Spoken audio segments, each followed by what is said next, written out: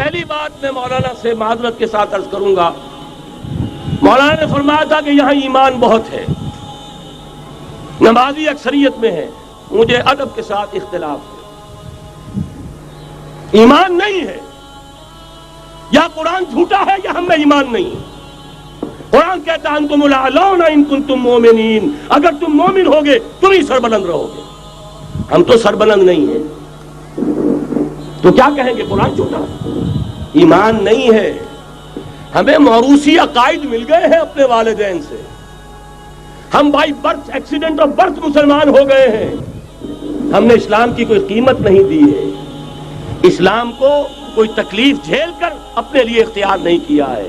پہلا مرحلہ ہے یا ایھا الذین آمنوا آمنوا باللہ ورسولہ والکتاب الذی نزل علی رسولہ، اے ایمان والو ایمان لاؤ۔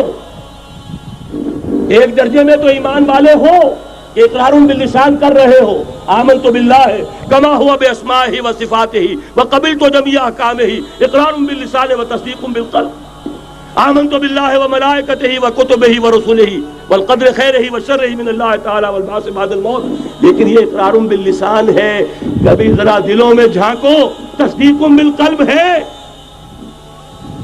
تصدیق بالقلب ہو جائے تو زندگی کا نقشہ بدل جائے گا، سوچ بدل جائے گی، ترجیحات بدل جائیں گی۔ آج زندگی سب سے عزیز ہے، پھر شہادت کی موت اس سے کہیں زیادہ عزیز ہوگی۔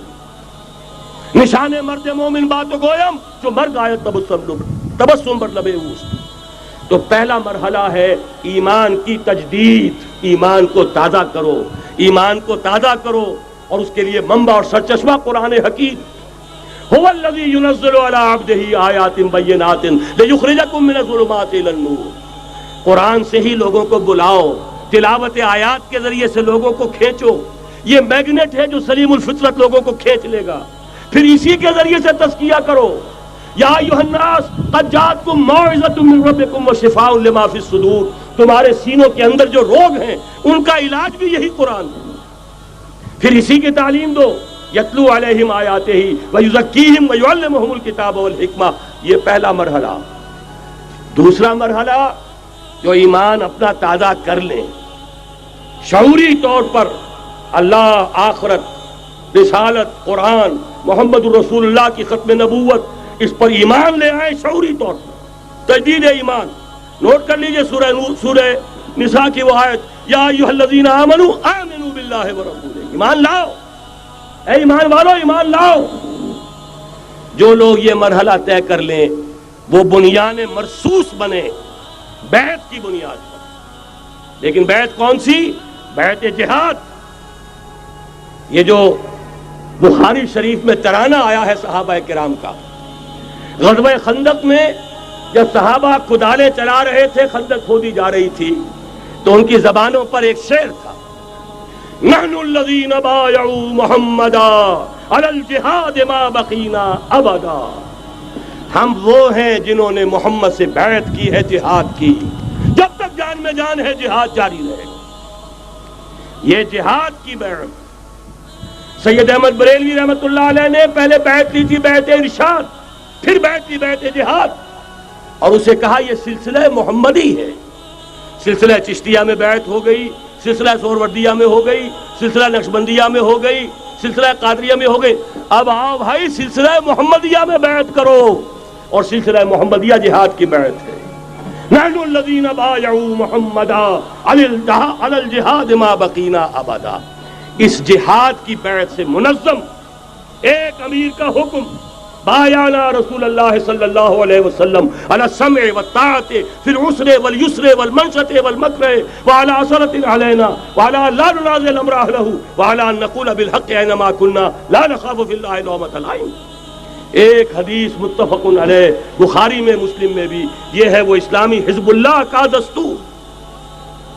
نمبر 3 کام کیا ہوگا؟ جہاد، جماعت بن گئی جہاد، لیکن جہاد کا پہلا مرحلہ ہے جہاد باللسان، زبان سے جہاد، دعوت، تلقین، نصیحت، اور ان سب کا مرکز و محور قرآن۔ جہاد بالقرآن، جہاد باللسان، جہاد بالقرآن۔ فلا تطع الکافرین وجاہدہم بہ جہادا کبیرا۔ اے نبی آپ ان کافروں کی باتیں نہ سنیے، ان کے کہنے میں مت آئیے، ان سے کوئی اثر قبول نہ کیجیے، اور ان کے خلاف جہاد کرتے رہیے اس قرآن کے ذریعے سے۔ بہت بڑا جہاد، 13 برس تک جہاد ہوتا رہا ہے قرآن کے ذریعے سے۔ لیکن اس کے بعد اب مکے میں آ کر، جب اللہ نے مدینے میں آ کر موقع عطا فرما دیا، جب وہاں پر آ کر ایک بیس عطا کر دیا، اب وہاں سے جہاد بالسیف، جہاد بالید کا آغاز ہوا۔ اب طاقت کے ساتھ، قوت کے ساتھ، ہاتھ کے ساتھ جہاد شروع ہوا۔ اس میں آخری بات عرض کر رہا ہوں، آج کے دور میں اس کی ایک شکل تو وہ تھی جو حضور کے دور میں تھی، 313 کے مقابلے میں 1000 یا 4000 3000 آ گئے تھے احد میں، ادھر سے 1000 نکلے تھے، بعد میں 300 چلے گئے واپس، تو 700 رہ گئے۔ آج کا معاملہ کچھ ذرا مختلف ہے۔ نمبر 1 تو یہ کہ جو حکمران ہے وہ خود مسلمان ہے۔ صدام حسین بھی دستی پھیرتا ہوا فوٹو کھنچواتا ہے، کیا کرے؟ بے نظیر بھٹو کو بھی کسی نے آج تک کافر تو نہیں کہا، چاہے وہ کفریہ کلمات کہتی رہتی ہے۔ اسلامی شاعر کا مذاق اڑانے کے بعد اور کون سی کسر رہ گئی؟ لیکن فتویٰ کسی نے لگایا نہیں۔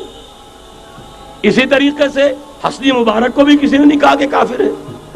لہذا مسلمان ہی حکمران ہے۔ نمبر 1 وہاں یہ تھا، ایک طرف کافر ایک طرف اہل ایمان، کلیئر کٹ جو ہے معاملہ موجود تھا۔ دوسرے یہ کہ یہاں سٹینڈنگ آرمیز ہیں، پیراملٹری فورسز ہیں۔ وہاں کیا تھا؟ ادھر بھی والنٹیئر ادھر بھی والنٹیئر، کوئی سٹینڈنگ آرمی، کوئی ٹرینڈ آرمی موجود نہیں تھی۔ 313 بھی والنٹیئر تھے، 1000 بھی والنٹیئر تھے، البتہ یہ کہ اسلحہ کا فرق تھا۔ لہذا آج کی دنیا میں معاملہ، اس کی ایک مثال ایرانیوں نے پیش کر دی ہے، اور وہ ہے یک طرفہ جنگ، غیر مسلح، پرامن، منظم احتجاج۔ سڑکوں پر نکل آئیں گے جب طاقت ہوگی، جب نہیں چلنے دیں گے اس نظام کو، نہیں دیں گے ٹیکس، نہیں چلنے دیں گے ان بینکوں کو، پکیٹنگ ہوگی، گھراؤ ہوگا، نہیں چلنے دیں گے، سود حرام ہے، اللہ اور اس کے رسول کے خلاف اعلان جنگ ہے، نہیں چلنے دیں گے۔ لیکن اس کے لیے پہلے طاقت ہو، صداقت کے لیے جس دل میں مرنے کی تڑپ، پہلے اپنے پیکرے خاکی میں جان پیدا کرے۔ محمد عربی نے مکے میں نہیں شروع کر دیا تھا جہاد صلی اللہ علیہ وسلم، حالانکہ 150-200 آدمی تو وہاں بھی موجود تھے، لیکن یہ کہ نہیں، آپ حالات، عالم اسباب ہے، اس کا جائزہ لے کر کوئی قدم اٹھائیں گے۔ قرآن میں خود کہا گیا ہے، اے مسلمانوں پہلے تم 10 پر 1 بھاری تھے، اب تمہارے اندر الآن فیکم ضعفا، اب کچھ کمزوری آ گئی ہے، اب 2 پر 1 بھاری رہے گا۔ لیکن کمزوری اسی وقت آ گئی تھی، اور سب جو ہے کم ہو گیا۔ نئے جو مسلمان ہوئے تھے ان کی وہ پختگی تو نہیں تھی جو مکے کے مہاجرین کی تھی، جو ان آزمائشوں کی بھٹیوں میں سے گزر کر آئے تھے، جو کندن بن کر نکلے تھے ان آزمائشوں کی بھٹیوں سے۔ لہذا جان لیجئے آج کے دور میں جہاد بالید یک طرفہ جنگ کی صورت میں ہوگا، اور اگر ایرانیوں نے کر کے دکھا دیا تو ڈوب کر مر جانے کا مقام ہے سنی مسلمانوں کے لیے کہ وہ نہ کر سکے۔ جب بھی میں بات کرتا ہوں کہتے ہیں یہاں نہیں ہو سکتا، کیوں؟ یہاں کوئی صاحب ایمان نہیں، یہاں کوئی صاحب غیرت نہیں، کوئی صاحب حمیت نہیں۔ میرے نزدیک جھوٹ ہے۔ جانے دینے کے لیے تو نظام مصطفیٰ میں بھی آ گئے تھے، نام نہاد نظام مصطفیٰ تحریک، ہر جس نظام مصطفیٰ تحریک نہیں تھی، وہ صرف بھٹو کے خلاف ایک تحریک تھی، ورنہ ولی خاں ہو، پیر پگاڑا ہو اور اصغر خاں صاحب ہو، یہ نظام مصطفیٰ کے ماننے والے، قائم کرنے والے، وہ صرف بھٹو کے خلاف تحریک تھی۔ لہذا اس میں بھی مسلمانوں نے جانیں دے دی، تو اب آپ سوچئے کہ پھر کوتاہی ہماری ہے، ہم نے راستہ ان کے سامنے رکھا نہیں، بات واضح کی نہیں، لوگوں کو عمل کے لیے ابھارے، راستہ بھی تو دکھائیں۔ نمبر 1 ایمان کی تجدید بذریعہ قرآن، وہ جنس نہیں ایمان جسے لے آئیں دکانیں فلسفہ سے، ڈھونڈے سے ملے گی عاقل کو یہ قرآن کے سپاروں میں۔ مولانا ظفر علی خاں کا ایک شعر پہلے پڑھا تھا میں نے کہ نور خدا ہے کفر کی حرکت پہ خندزن، پھونکوں سے یہ چراغ بجھایا نہ جائے گا۔ انہی کے شعر پر تقریر ختم بھی ہو رہی ہے۔ ایمان کا منبع اور سرچشمہ قرآن، وہ جنس نہیں ایمان جسے لے آئیں دکانیں فلسفہ سے، ڈھونڈے سے ملے گی عاقل کو یہ قرآن کے سپاروں میں۔ تجدید ایمان بذریعہ قرآن، اجتماعیت بذریعہ بیعت، بیعت جہاد، بیعت سمع و طاعت فی المعروف۔ نمبر 3، جب تک طاقت کافی نہیں ہے جہاد باللسان، کہو تو صحیح، یہ فحاشی خدا کے لیے ختم کرو، کہو تو صحیح اخبار والوں سے جا کر ہاتھ جوڑ کر، یہ کیا تم رنگین تصویریں شائع کرتے ہو نوجوان لڑکیوں کی، یہ کون سا تمہیں ثواب ہو رہا ہے؟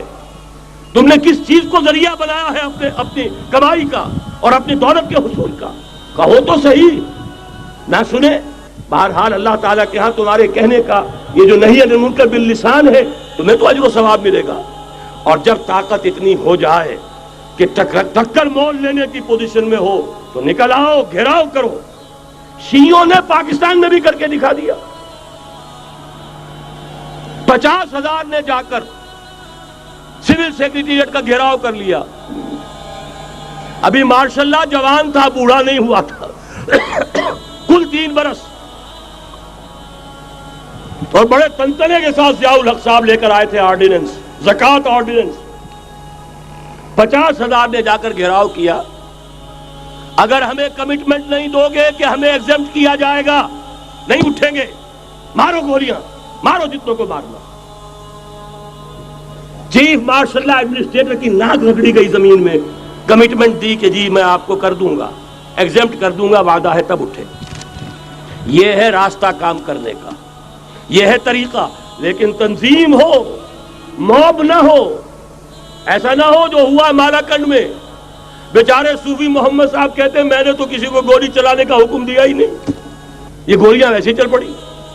اور اس کے بعد ایک ایک مورچے پہ جا کر ہاتھ جوڑ رہے ہیں امیر صاحب کہ خدا کے لیے باہر نکلا اور نہیں آ رہے۔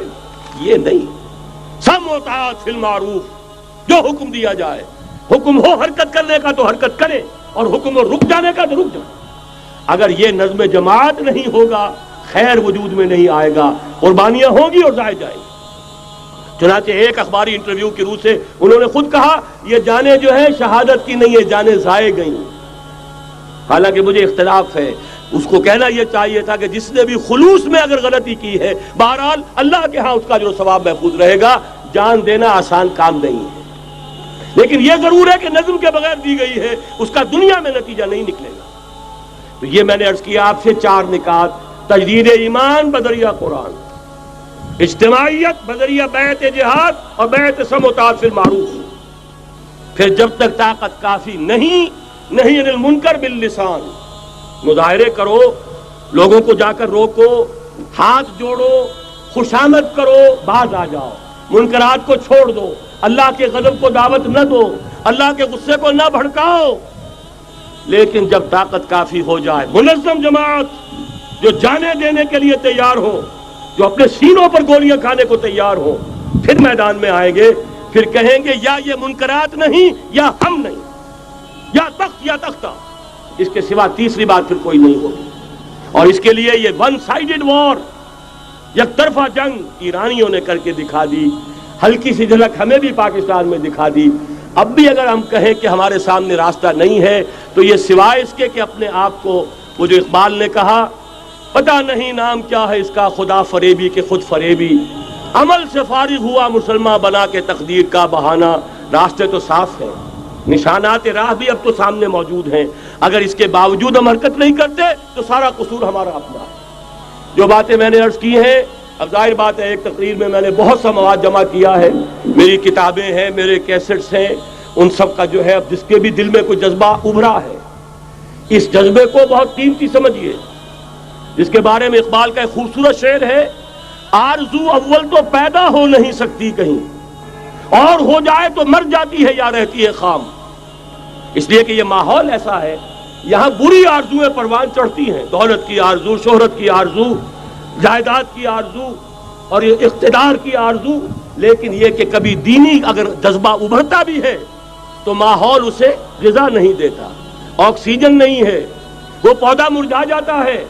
لہذا جس کے دل میں بھی وہ جذبہ ابھر آیا ہو، اس کو مضبوطی کے ساتھ اس لمحے کو امر بنا دیجئے۔ ہندی میں الف لگانے سے برعکس ہو جاتا، امر، ٹل اٹل، امر بنا دے اس کو، یہ ہمیشہ کا ہو جائے۔ کہ اب اس پر عمل کا آغاز ہوگا، اور عمل کے آغاز کے لیے مزید اگر آپ کو سمجھنے کی ضرورت ہے، جیسا میں نے عرض کیا ہے، کیسٹس ہیں، کتابیں ہیں، ہمارے دفاتر ہیں، یہاں قریب آپ کے جو ہے وہ دفتر موجود ہے، وہاں سے لیجئے، عاریۃً لیجئے، خریدیے، پڑھیے، گفتگو کرنی ہو، میں اسی شہر لاہور میں رہتا ہوں، آئیے، بات کیجئے، سمجھیے، سمجھائیے، لیکن یہ کہ ایک عزم تو کر کے اٹھیے۔ وہ عزم کیا ہے؟ قل ان صلاتي ونسكي ومحياي ومماتي لله رب العالمين لا شريك له وبذلك امرت وانا اول المسلمين اقول قولي هذا واستغفر الله لي ولكم ولسائر المسلمين والمسلمات۔ دلیل کیا مجھ سے مانگتے ہو، نبی کی امت کا حال دیکھو۔ دلیل کیا مجھ سے مانگتے ہو، نبی کی امت کا حال دیکھو۔